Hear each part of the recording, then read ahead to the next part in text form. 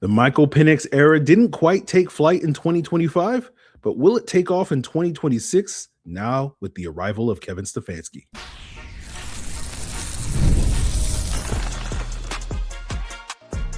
You are Locked On Falcons, your daily Atlanta Falcons podcast. Part of the Locked On Podcast Network, your team every day. Welcome back, everyone, to another episode of Locked On Falcons, which is part of the Locked On Podcast Network, now the #1 sports podcast network in all of the galaxy. And today's episode is brought to you by FanDuel. FanDuel is officially in playoff mode. Every game day during the NFL playoffs, FanDuel is giving customers even more ways to get in on the action. Visit FanDuel.com to get started. So if you don't know me, I'm your humble host, Aaron Freeman. Been covering the Atlanta Falcons for 20 years, formerly at FalcFans.com, RIP. Still going strong here on Locked On Falcons, your daily Atlanta Falcons podcast. And on today's daily Atlanta Falcons podcast, we will be talking about Michael Penix. Right, we're going to do an in-depth discussion of Michael Penix. We'll talk about 3 areas of his game that need to improve, and whether we saw improvement in those areas across the 2025 season and what's in store in 2026. We'll talk about the impact of his injury on his development, as well as the impact of Kevin Stefanski's hire as the Falcons' new head coach, and whether that will have a dramatic positive, negative, or neutral impact on Penix's future development. But overall, this is going to be part of an ongoing conversation that we're going to have throughout this offseason about Michael Penix. This is kind of laying the groundwork and being more of an outline for those future conversations. During this process, I'll be kind of gathering my thoughts on Michael Penix because, I don't have the definitive take on Penix at this juncture. And so today's episode kind of represents how I feel about things in January of 2026. And I'm hoping that, this opinion and my thoughts on this will evolve in the coming months as we get more information and more data, and we can get back to doing the thing that we love to do so much here on this podcast, which is pump, because it feels so good. But when we talk about Michael Penix in his 1 year as a starter or partial year as a starter, the bottom line is you just didn't get the results on the field that you needed in order to justify Penix being the definitive answer long-term at this point in time, right? Again, QB wins is a dubious stat. It is a team stat, but we know that this is a results-oriented business. We know how it works when it comes to, if you're winning games with one quarterback and losing games with another quarterback, like we know how this works in this league. We're all smart enough. We're all hopefully adults here. Who we talking about pumping. But Kirk was 12-10 as a starter these last 2 years, right? While Penix was 4-8 as a starter. And Kirk's record as a starter, over a 17-game season, extrapolates to be basically a 9-win team. And while Penix is, like 5.5 wins over that 17-game period of time. And it's not to say that Kirk is 3.5 games better than Michael Penix, but you got to get results if you want to maintain your grip on roles in this league, right?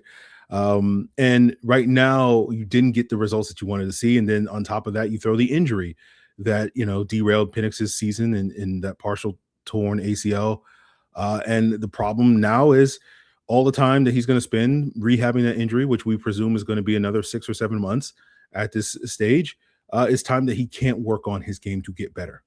Right, and surpass Kirk Cousins. And, we all know that Michael Penix is far more talented a quarterback than Kirk Cousins is at this point in time.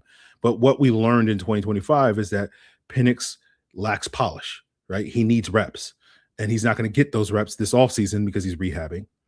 And unfortunately, we kind of went through the Desmond Ridder experience all over again. And we were all kind of in denial, myself included, that it's like, oh, well, And I say the Desmond Ridder experience not because Penix wasn't better than Desmond Ridder, but the same thing that happened with Desmond Ridder, where we got a little too high on some positives, some flashes we saw at the end of their rookie season. 4 starts for Desmond Ridder, 3 starts for Michael Penix, and thought, oh, he'll pick up where they left off at the end of the rookie season and be good. And we saw that not be the case in both of those guys.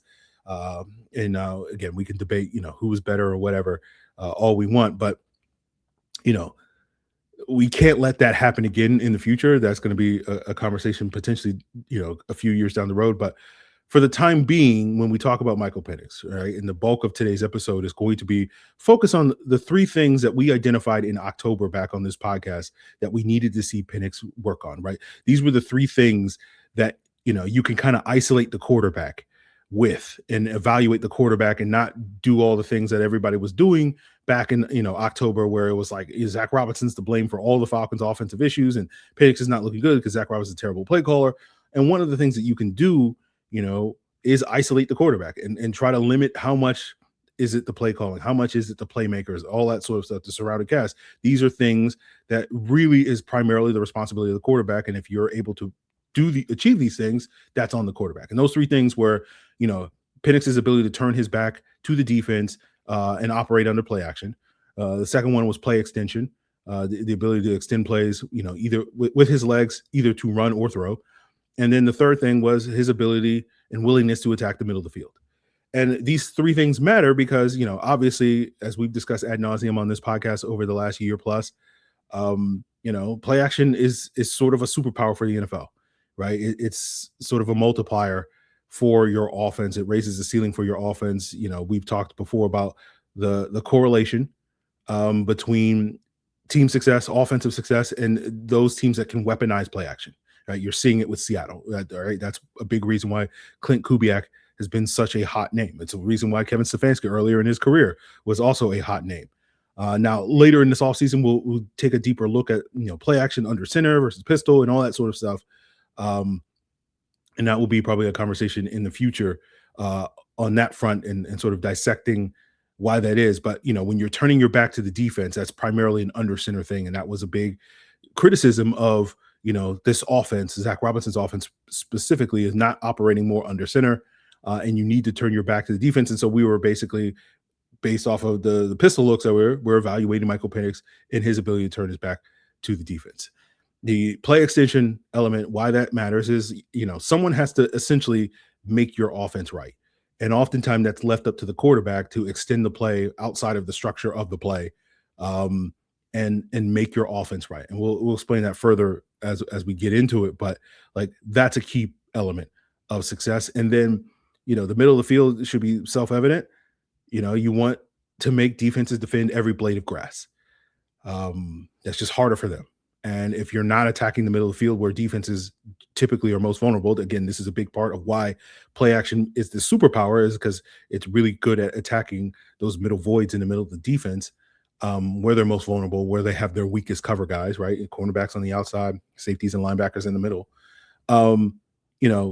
You want to really exploit that if you're an offense. And we'll break down where Penix was, in all three of these areas in 2025, what growth that we saw in some of these areas, growth that we did not quite see in every one of these areas. And so that's what we'll get into as we continue today's Locked on Falcons. So wouldn't it be nice if your taxes were just as easy as it looks when Bijan Robinson gets that rock? And now with TurboTax full service, you can hand off your taxes to a local expert and not have to stress from start to finish. It's just like handing off the ball to Bijan Robinson, standing back and letting that man cook. So instead of spending hours trying to figure out forms, you can meet with a local TurboTax expert in person or connect online. They're going to handle everything, all your forms, W-2s, self-employment. They're going to work to get every deduction. All you got to do is upload your documents. You go about the rest of your day, and you can get updates right in the TurboTax app. It's a huge time saver, and it's going to give you real peace of mind knowing that an expert is handling just like the peace of mind you get every time Bijan plays football. So for a limited time, get your taxes done by a local TurboTax expert for just $150, all in. If a TurboTax expert didn't file for you last year, just file by February 28th. Take taxes off your plate and get back to your life. Visit TurboTax.com/local to book your appointment today. So before we continue today's episode, I want to thank each and every one of you that is an everydayer of this podcast. You are the reason why Locked On is now the #1 sports podcast network in the galaxy. And of course, as a personal reward to you, you can join the Everydayer Club and get some great perks, like including some Locked On merch, right? A nice little hoodie for you to rep in the wild and show your appreciation for, the #1 sports podcast network in the galaxy, as well as, get an ad-free version of Locked On Falcons, get Discord access, all at the link in the description below at lockedonfalcons.supercast.com. Just for $5 a month or $50 a year, you can get some of those perks. So go check it out. Now, when we evaluate Penix in these three areas, um, you know, there was growth. I think the one area where he showed the most growth was his ability to turn his back to the defense, right? I remember, I believe it was that Washington game where he threw an interception to Mikey Samuelstill, where, in my opinion, watching the film, I don't think he saw Samuelstill sort of dropping into the throwing lane, having turned his back to the defense. And I feel like Penix got better from that point. There were I don't recall another instance where he made a mistake like that, when it came to turning his back to the defense. And we saw this manifest itself after that Washington game. The Falcons had a bye week, and then going into that Week 6 game against the Bills. From that point on, the Falcons had one of the best play action offenses in the NFL. Right through those first 5 weeks of the season, they were number 32 in the NFL, dead last in EPA per play off of play action. And then from Week 6 on, they were number 2.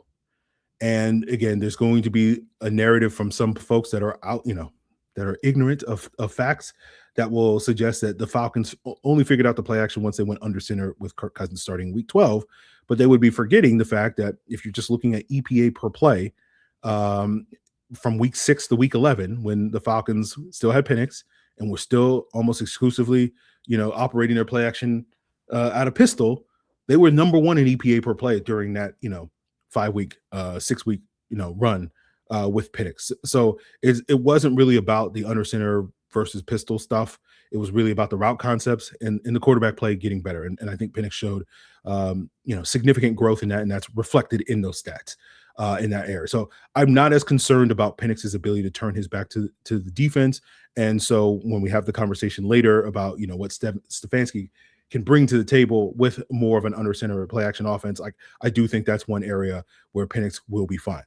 Now, when it comes to the play extension, I do think Penix improved in this area as well, but not to the same degree. I think it was marginal improvement. There were times I remember early in the season, breaking it down for the insiders on the extended all 22 reviews, where it was like he would be rolling to his left, he would throw to like Drake London or Kyle Pitts open down the field, but he would throw it towards the sideline, and those guys wouldn't have yak opportunities. So, he would throw 16, 20-yard play and have minimal yak opportunities. But then later in the season, there were a couple of examples where he would extend, rolling to his left, hit those guys in stride and allow them the opportunities to get more yak after the catch. But, overall, this is not something that I think, as we sit here today, and we'll see how it goes, but this is probably something that I don't think is ever going to be a strength of Michael Penix. And obviously, coming off the injury, you do wonder if he's going to be even more reluctant to try to make those plays with his legs. And again, this is a challenge for an NFL offense, because going back to the point is why this matters is someone has to make the team right. And there's basically 3 steps, 3 opportunities, 3 entities that can make a team right on any given passing down. 1 is the offensive play caller, 2 is the receivers, and 3 is the quarterback.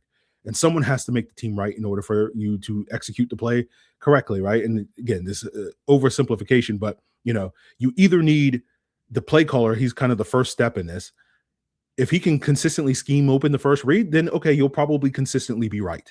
But you need a high-level play caller to do that. Again, questionable is Kevin Stefanski and Tommy Rees. That, well, debatable, right? Certainly capable, but whether they can consistently get there remains to be seen. And if they can't consistently get there, well, it's easier. It doesn't really matter what you scheme if you have the horses, the weapons, right? You have the receivers that can separate, right, where they can win regardless of, not to say regardless of what play call you make, but you know what I'm saying. Where it's just like we can call a play and we have the receivers to get open off of it. And we can argue, and as I have argued, that was a big part of the Falcons' success in 2024 offensively, where they had a top 3 wide receiver duo in Drake London and Darnell Mooney. And then obviously we saw in 2025, Darnell Mooney be a non-factor in part due to injury. Drake London missed half the season essentially due to injury. And so you didn't have the weapons that could make you right like in 2025 that you had in 2024. And I think that was, to me, one of the biggest contributing factors to the dramatic fall off for the Falcons offense from one year to the next, right? And so those are the kind of the first 2 steps: great play caller or great receivers and weapons. Then you have the opportunity for the quarterback to kind of be the third step in that process. And that's when those things don't go right. The quarterback can just, escape the pocket, move, slide, all that sort of things, either make you right by, either using his legs and running for 6, 12, whatever yards that you need to, or he can extend the plays, buy those receivers more time to get open, and whatnot. And that's just something that Penix has not done at a high level. He's done it from time to time, right? But you really need that element, I think, especially on third downs. I think that's a big factor in why the Falcons' third down offense, regardless whether it was Penix, whether it was Cousins, didn't work, right? They had two quarterbacks that couldn't extend plays, right? Now, Penix is probably better at that than Kirk is, but and again, you can disagree with this the specifics of this point, but the larger point is like if Kirk is an F at play extension, Penix too often was like a D at play extension, and you kind of need to be a C, I think, in order to make it work. We had that conversation with Derek Klassen this past offseason about hitting a certain bar, and he referred to it as kind of the Andy Dalton bar of being able to buy time. And based off of what we saw early on, was like, okay, I think Penix can get to that level, and it was just too up and down, I think, in 2025. And we just need to see more consistency at that C level, if you understand. Again, that's why I say, like, it's probably never going to be straight. We're probably never going to get to an A or B, but we just need to see if we can get to a C. And again, the injury does make you a little bit worried in terms of the upside if this area will improve to where it needs to be. Now, when we talk about the middle of the field, right, there were just too many turndowns watching the film. Especially when he would just get a little pressure. We know how the windows are in the NFL, the speed, the timing, all the precision that is needed to hit these throws in the NFL. And it just felt like too often there were windows and opportunities for Penix to attack the middle of the field that he would turn down just at the slightest hint of pressure. And to me, this was especially prevalent in that 49ers game. I don't think it was as egregious outside of that game, thereafter. So you could maybe make the argument that it got better, but I just kind of think it was, less of an issue just due to circumstances more so than Penix got significantly better at this. And so, that's going to be a challenge because it basically means if Penix doesn't solve this problem, then you need to basically have an offensive line that never gives up pressure, which, again, I would love to see and certainly is a possibility with Bill Callahan here, given his track record in the NFL. And so I would not complain if the Falcons build that type of offensive line.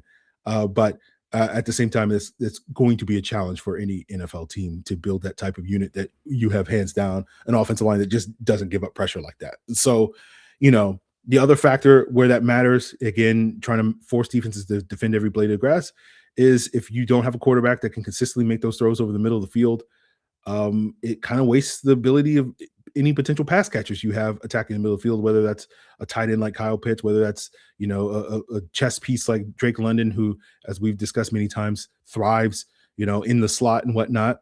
We saw this kind of manifest itself with the lack of dagger concepts in the Falcons offense in 2025, right? Like we saw this team spam dagger concepts in 2024 to Raven McLeod. For those of you that don't know what a dagger concept is, it's when the inside receiver runs a vertical to kind of clear it out, and then the outside receiver runs, a dig, an in-breaker behind it.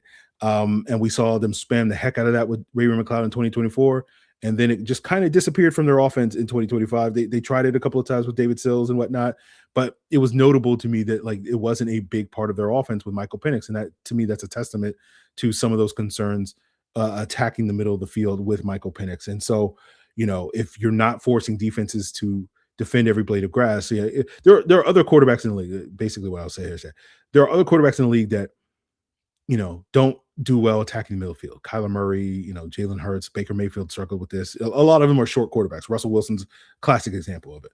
But all those guys, for the most part, with few exceptions, do something else, like be able to extend plays to kind of make up for the fact that they're not going to. So you kind of have to offset. And when you're Michael Penix and you don't check both of those boxes in terms of the play extension and the attack in the middle field, like there's not really an example of a successful quarterback that does that, right? Like that's kind of what Russell Wilson is now in his NFL career. Like at his peak, we know Russell was one of the best play extenders in the entire NFL.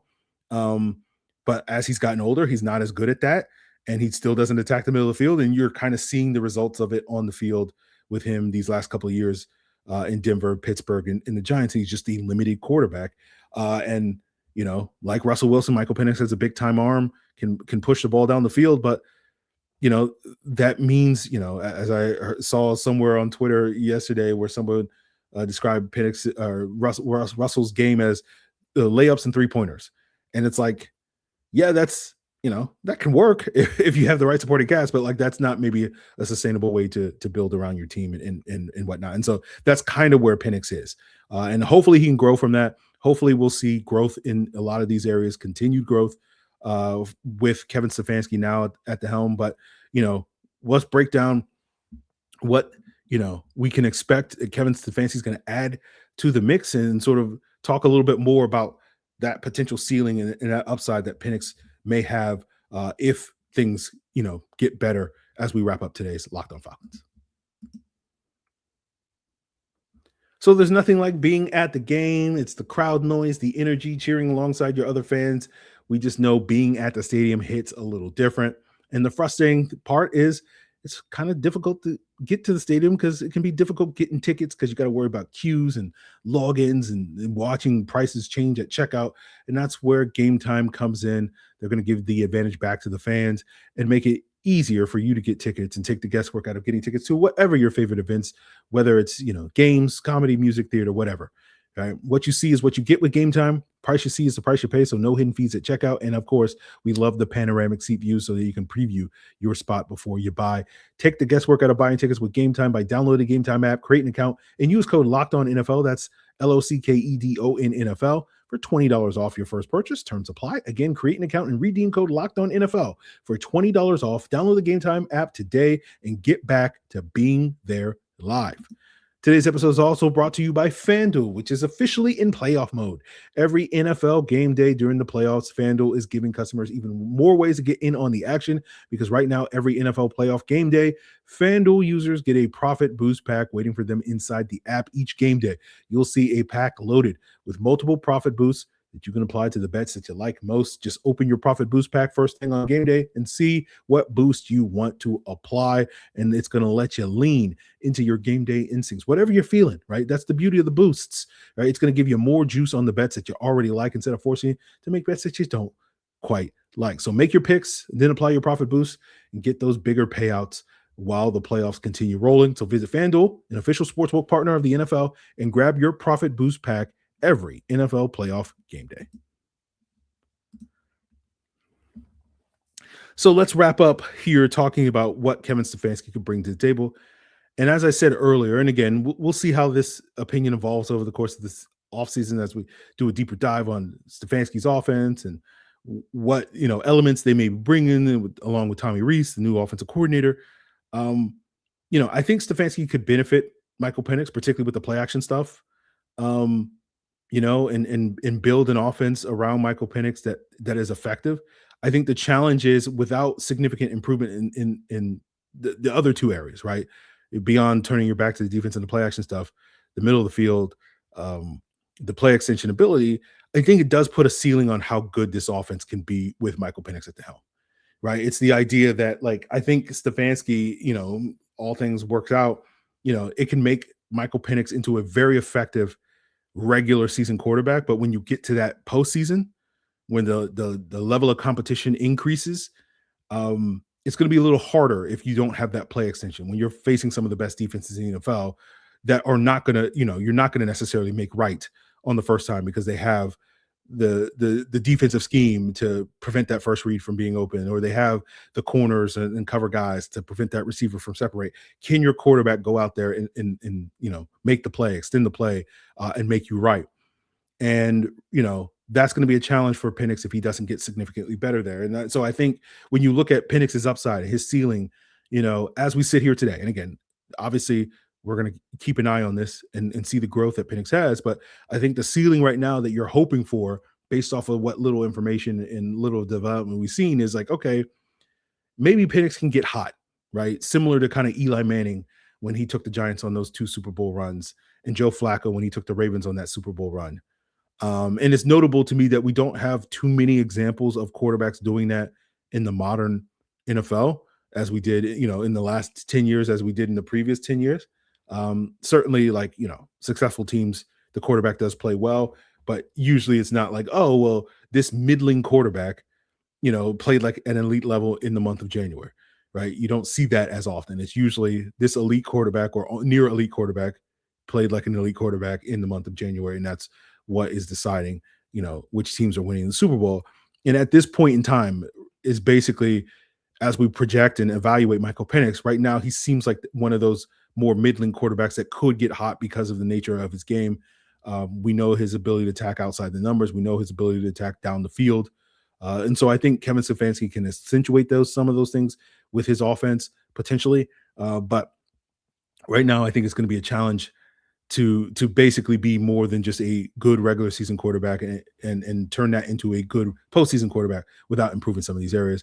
I think the other issue that you're worried about is how do you if Penix is going to be the Falcons' long-term answer and he doesn't improve, particularly in the middle of the field, it changes how you have to build your roster, right? You have to build it, more outside in, which much to the chagrin of Jarvis Davis, right?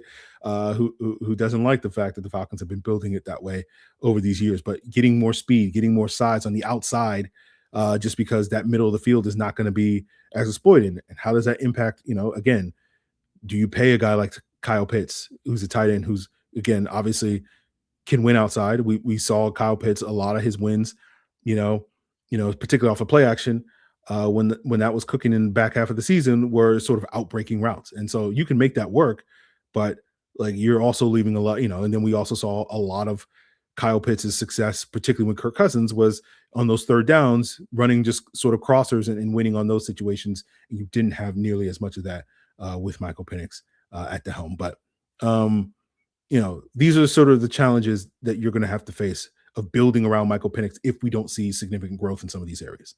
And I think the expectation from a lot of folks is like, maybe Stefanski can have that positive impact on Michael Penix, similar to what we saw this past year with Ben Johnson and Caleb Williams, right? Where Caleb Williams had a lot of questions coming off his rookie season in 2024 and has a lot less questions coming off his second year in 2025. And, I would love to believe that, but, call me whatever you want to call me, negative Nancy, Mr. Drew, whatever. I don't think Kevin Stefanski is Ben Johnson, and I don't think Michael Penix is Caleb Williams.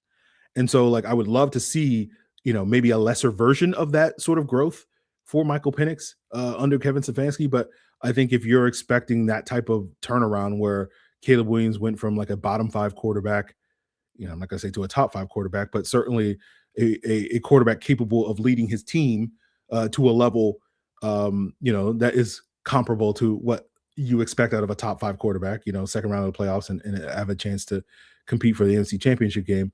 Like, I don't see that type of growth, but hopefully we'll see some lesser version of that. In not to call Penix a bottom 5 quarterback, but you know what I'm saying. So we'll see on that front. But the challenge for the Falcons and Michael Penix is going to be, this injury. He's slated to come back in late August if the normal ACL 9-month timeline occurs, and that's going to impact his ability to start early this season. That's going to impact his ability to get the necessary reps that he needs, right? Like that's really the big conclusion that we've learned. And again, going back to that lesson that we learned about Michael Penix with the lack of polish, is he needs reps, and he's not going to get those reps, and he's going to need an off season at some point, and probably the first time he'll get it a full offseason is 2027. And is that too late? And that to me is going to be the real big challenge for this Falcon team moving forward, where it's like they have to figure out the quarterback situation. They have to stabilize that position. They have to get a guy in there that is more than what I think Kirk Cousins and Michael Penix have shown to date, which, as we discussed earlier this week, is kind of like that 16 to 22 range. And, you can put that guy on a strong team, right supporting cast, right defense, all that stuff, good, well-coached team. And that, again, that can get you to the postseason. Is that going to get you far in the postseason? Probably not, right? Unless, again, you go on that, Joe Flacco-esque, Eli Manning-esque run where they just kind of black out and go, off when it comes to that.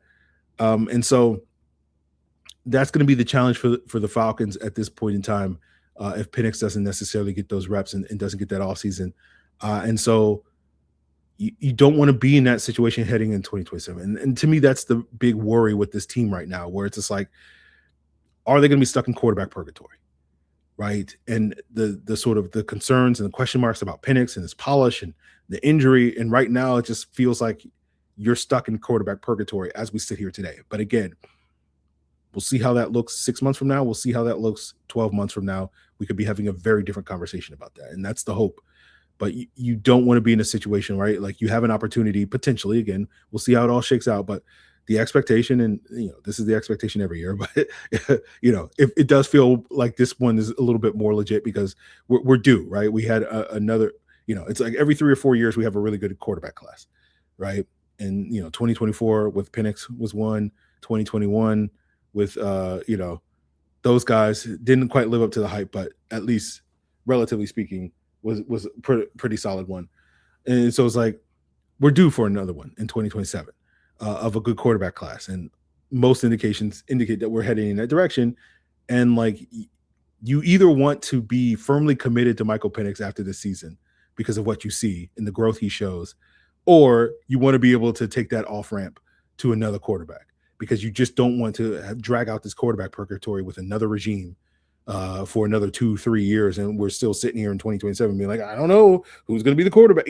Like that's what you want to avoid, and that's going to be really, I think, a major challenge for the Falcons. And because all the circumstances surrounding Penix, it's just hard to be super optimistic that where we sit here today, that he's going to be able to answer those challenges, right, and give you that definitive answer in the next 12 months that you kind of need. So that's where we are with Penix. Hopefully we'll get back, again, to pumping guys because it feels so good, Michael Penix and whatnot. But as we sit here today, we're just kind of in this holding pattern, and that's kind of where I'm at with Michael Penix. And I know it's a bit of a shock to a lot of folks because we were rooting for him, and then this injury happened, and then immediately we're like, well, that's done, and it's and it felt like a whiplash to a lot of folks. And it was like, oh, like you weren't a true pumper like the rest of us. You weren't a degenerate like the rest of us. And it's like, no, it's just like we're at this point where it's just like, what's next? And it's like I don't know what's next. And so this is going to be a big topic of discussion throughout the offseason. So I hope that gives you guys a better idea of where we stand with Michael Penix, why I stand in that way with Michael Penix. And so I just think we'll see what's what with this, but this will be again an ongoing conversation. And so I would love to get your feedback. I'm sure many of you will be like, I disagree with you on this thing. It's like, okay, like, sure, I guess. So let me know, let me know where you stand with Penix on some of these areas. Why you're optimistic, why you're pessimistic, whatever it is, I suspect the majority of you guys are just like, oh yeah, we'll see, and like, unfortunately, like that's the perpetual state of being a Falcon fan, where it's just like, we'll see if it works out this time, but we'll see, So that's going to do it for us guys here. Maybe we'll have some updates on the GM search. Maybe the Falcons, by the time we come back your way Sunday evening, I should be hopefully safely in Mobile, Alabama, and we'll maybe be discussing about the new GM hire that the Falcons have had, as well as get you geared up for a week of Senior Bowl coverage here on Locked On Falcons. So continue to make us your first listen by checking us out on YouTube or wherever you listen to podcasts. Check out Locked On NFL. You want to get the scoop on all the conference championship performances, previews, and reviews between now and then. And then, of course, check out the Everydayer Club at the link in the description below at lockedonfalcons.supercast.com. $5 a month, $50 a year, or $50 a year to get Discord access, get ad-free version of Locked On, and get some sweet Locked On merch. It is all part of the Locked On Podcast Network, your team every day.